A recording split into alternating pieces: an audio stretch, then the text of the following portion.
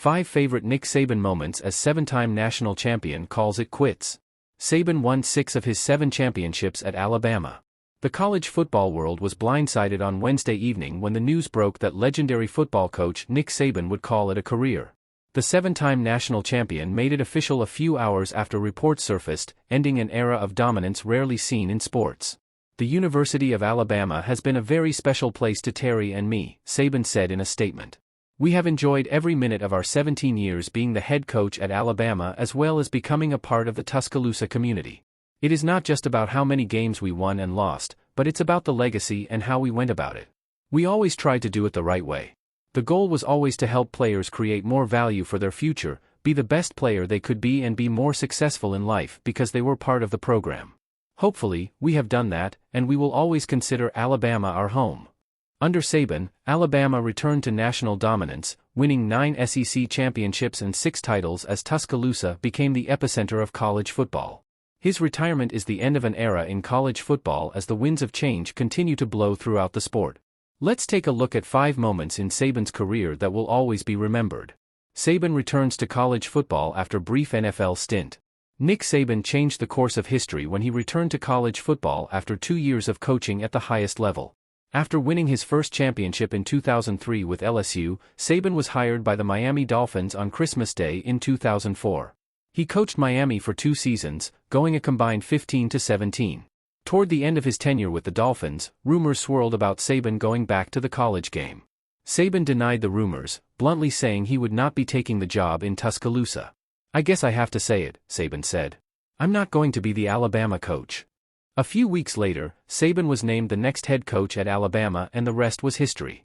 "I am not upset with Nick, because it's more involved than what you think," Dolphins owner Wayne Huizenga said at a news conference, according to the New York Times. "I've been through this with Nick for quite some time now, and I feel the pain and so forth and so on, of Nick and Terry, and it's not a very simple thing. No, I think Nick is great. Nick Saban fan." 6 championships later, and Saban clearly made the right call. Saban replaces Jalen Hurts with Tua Tagovailoa at halftime of title game. Coaches are paid to make difficult decisions, and Saban made a tough one on the biggest stage in 2018. Trailing Georgia 13-0 in the national championship game, Saban turned to a freshman quarterback after Jalen Hurts and the Crimson Tide offense struggled to get going. Hurts had led Alabama to a 12-1 record on the way to the title game against Georgia, but it was Tua Tagovailoa who won Saban his 5th title at Alabama. Tagovailoa threw 3 touchdown passes, including a walk-off 41-yard touchdown to Devonta Smith in overtime. "I think Tua certainly gave us a spark in the second half offensively, and I think that was something that helped us on defense as well as to put some points on the board to give us a chance to win the game," Saban said the following day, according to USA Today. "I mean, one of the first things that I said to Jalen was we wouldn't be here if it wasn't for you," Saban said.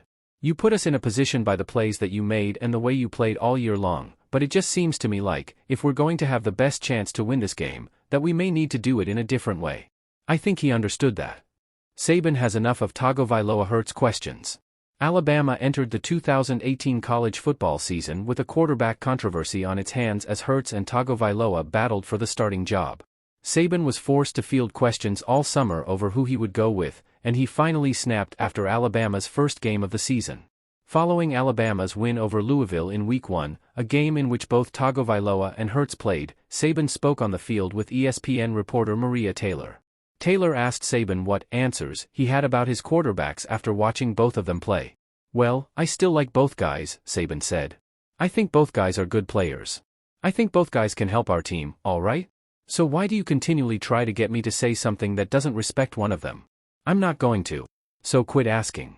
The clip quickly went viral and Saban received criticism for his reaction to the question. Saban called Taylor to apologize for his reaction to her question, according to ESPN. Jimbo Fisher and Saban's War of Words.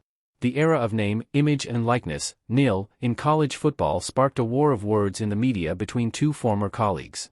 During the 2022 offseason, Saban took a shot at Jimbo Fisher, then the head coach of Texas A&M, as he spoke about A&M's 2022 recruiting class. "I know the consequence is going to be difficult for the people who are spending tons of money to get players," Saban said, per AL.com. "You read about it, you know who they are. We were second in recruiting last year. A&M was first. A&M bought every player on their team. Made a deal for name, image and likeness. We didn't buy one player. Aight? But I don't know if we're going to be able to sustain that in the future, because more and more people are doing it. It's tough. The comments prompted Fisher to hold a press conference where he called Saban, without actually naming him, a narcissist, while urging reporters to dig into his past. The two coaches moved on and Alabama defeated the Aggies during the regular season. Saban rages after special teams mistake. Few things upset Saban more than mental mistakes. Against Tennessee in October 2022, Alabama made more than a few, committing 9 penalties for 71 yards in the first half. After finally stopping the Tennessee offense, the Vols punted from inside their own territory, but Alabama junior Quandarius Robinson inexplicably tried to pick up a bouncing ball with defenders all around him, allowing Tennessee to recover at the Crimson Tide's 40-yard line. And Saban finally snapped.